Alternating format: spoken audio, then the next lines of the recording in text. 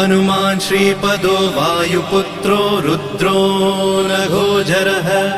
अमृत्यवीरवीरश्च ग्रामवासो जनाश्रयः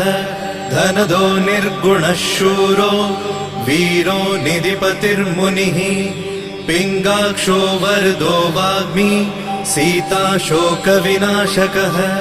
शिवः शर्वपरो व्यक्तो व्यक्ताव्यक्तो धराधरः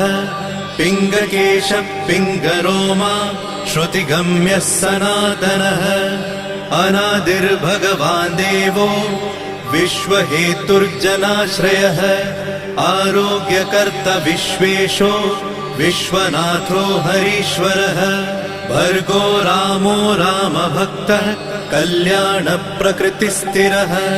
विश्वम्भरो विश्वमूर्तिर्